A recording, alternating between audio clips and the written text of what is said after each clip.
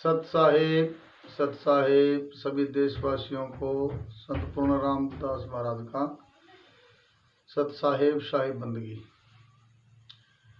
प्रेमी सज्जनों, पहली जो मेरी वीडियो आई थी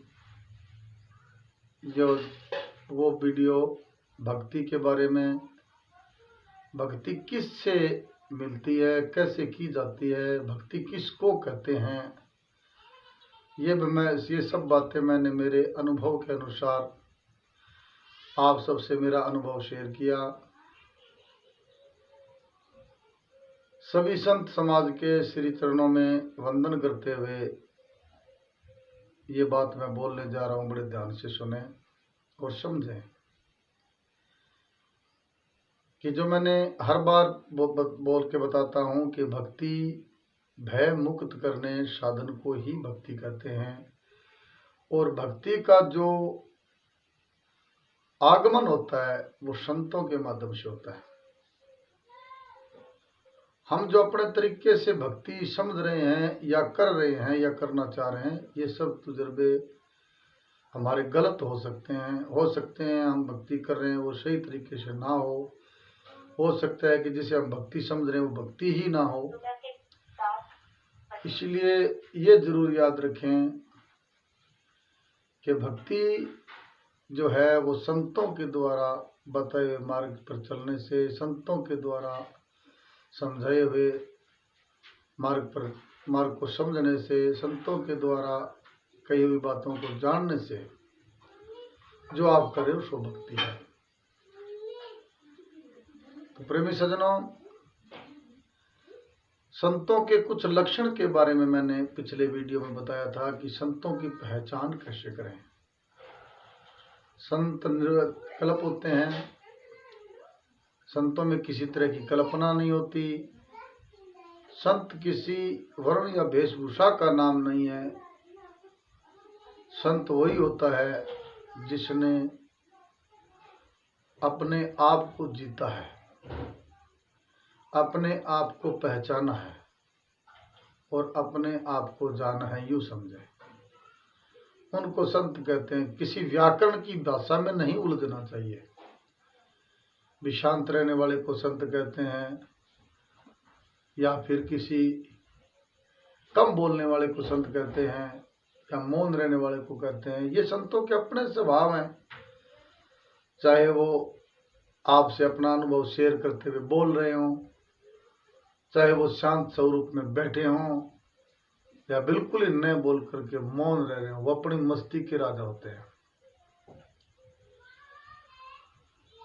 प्रेमी सज्जनों, संत मस्ती के अंदर लीन रहता है और जो संसारी भाव से देखे तो उनको ऐसे लगता है भी ये कहीं किसी अहम भाव के कारण तो मौन नहीं है, या फिर ये अपने आप को सबके सामने प्रकट करने के लिए, जिसको आज की भाषा में पब्लिसिटी बोलते हैं, उनके लिए तो कुछ नहीं कह रहा। नहीं, संत उदार भाव होते हैं।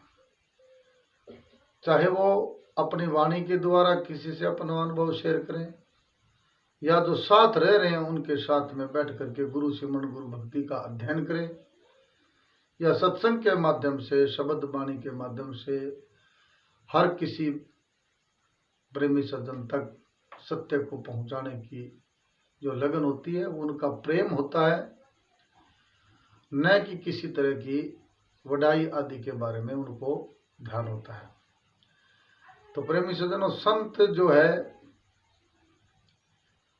संतों को इतना बड़ा दर्जा दिया है। संत सने ही राम है, राम सने ही संत। बल्टू जी ने कहा है कि संत जो है वो राम से नहीं है और राम जो है वो संत से नहीं है। एक दूसरे की परस्पर बड़ा सुंदर मिलन लिखा है पलटू जी ने। संत से नहीं राम है, राम से नहीं संत, राम से संत मिला है। वो है वाकिबदार मिलन की राह बतावे, कोटिन करे उपाय भटकते सब जग आवे, संत के द्वारे जाए राम को घर तक पावे। राम के घर दास पलटू दूजा करता नहीं कोय, संत स्नेही राम है संत कहे सो होय। तो इसका ये तात्पर्य नहीं है इस शब्द का कि भी संत कोई राम पे हुकूमत करते हैं, क्योंकि संतों के पास में जो संदेश होता है उस पूर्ण प्रकृति पुरुष परमपिता परमात्मा का ही तो होता है। वो उतना ही बोलते हैं जितनी मर्यादा है, वो उतना ही समझते हैं जितनी उनको जरूरत है।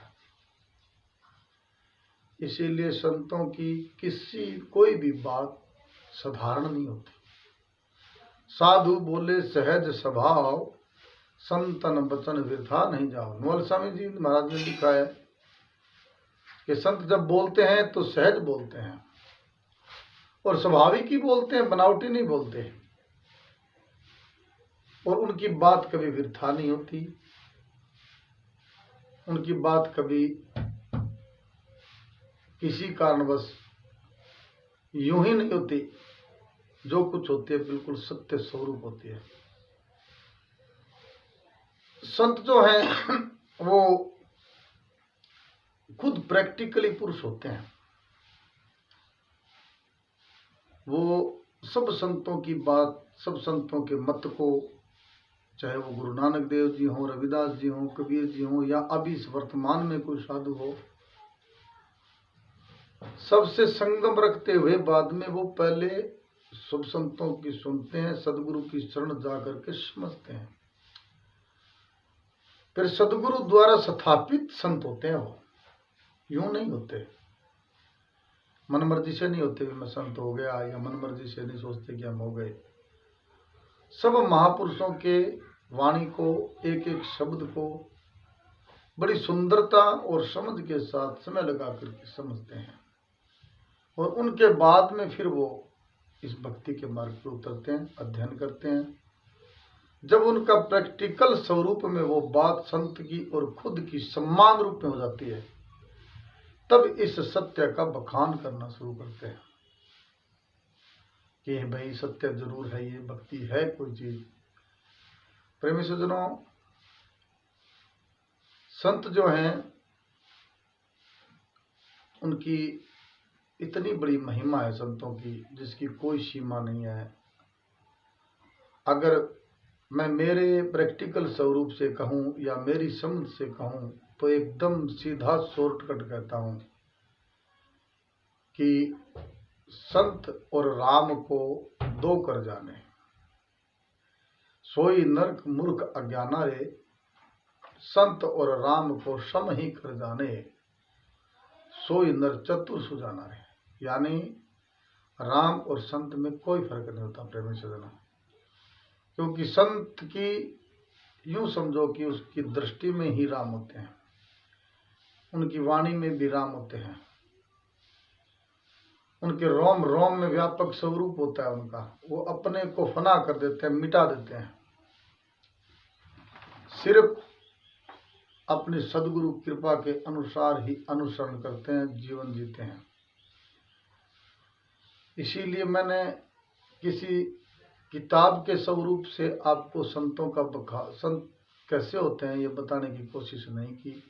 मैंने बिल्कुल से साधारण स्वरूप में संतों के स्वभाव को समझने की और आपको विचारने के लिए ये आपके साथ में मेरा मत शेयर किया है। आप जब संत महापुरुषों के संग जाएंगे, वो कर्म से, मन से, वचन से और तन से बिल्कुल शुद्ध मिलेंगे, वचन से बिल्कुल शुद्ध मिलेंगे, वाणी उनकी निर्मल होगी, और कर्म बिल्कुल सत्य करेंगे, और वचन बिल्कुल शुद्ध और संभल के बोलेंगे। जो बोलेंगे सत्य ही बोलेंगे, और कर्म जो है वो अपना सत्य करेंगे, और मन बिल्कुल निश्चल होगा, कहीं से चलायमान नहीं होगा, क्योंकि सब निर्विकल्प होते हैं। और तन का सौंदर्य, मन का सौंदर्य, कर्म का सौंदर्य और वाणी का सौंदर्य, यह जभी आता है प्रेमी सज्जनों जब सदगुरु कृपा हो और अपनी खुद मेहनत करे तब। ये सीखने से नहीं आ सकता। इसीलिए मैं सीधा शॉर्टकट स्वरूप, जिसकी भाषा में आजकल बोलते हो आप, संतों का जो मत है, संतों का जो समझ है, संतों का जो स्वरूप है, वो सीधे सीधे शब्दों में बखान कर रहा हूं। क्योंकि कई बार वाणी में आप सुनते हो कि मैं तो हूं उन संतों का दास जिन्होंने मन को मार लिया। जो मैंने शॉर्ट बताइए ना, वही बातें ही है। मन को मार तन किया कब्ज में, नहीं किसी से काम, उनमें तो कोई भेद ही नहीं है, चाहे संत कहो चाहे राम। आपो मार संत बैठा जगत में, हाँ, मन को मार तन किया कब्ज में। जो मन के किसी भी विकार में लिप्त संत नहीं होते। क्योंकि मैंने एक ही शब्द में सब कुछ कहा है कि संत निर्विकल्प होते हैं। जब कल्पना नहीं होती तो वाणी दोष कैसा, तन दोष कैसा, मन दोष कैसा, कर्महीन कैसे हो सकते हैं। इसीलिए संतों को पूर्णतः स्वरूप से समझें और फिर उनकी शरण में जाकर के संतों का संग करें। संतों को टीवी के माध्यम से या उनकी किसी वीडियो रिकॉर्डिंग माध्यम से आप संतों को नहीं पहचान सकते। आप जो मैंने आपके साथ में मेरा अनुभव शेयर किया है, इस तरह के स्वभाव संतों में ढूंढ करके फिर आप उनके संग रहिए, रम जाइए मित्रों, संतों के साथ रमणी कीजिए। आप सत्य तक जरूर पहुंचोगे। और भक्ति का मैन स्वरूप क्या है, खास स्वरूप क्या है, भक्ति कैसे की जाती है, ये उन संतों से जरूर जानोगे जो संतों के मैंने स्वभाव कहे हैं। अगर मेरा वीडियो आपको अच्छा लगा हो तो ज़्यादा से ज़्यादा संख्या में शेयर करें। सभी भारतवासियों को सत साहेब बंदगी।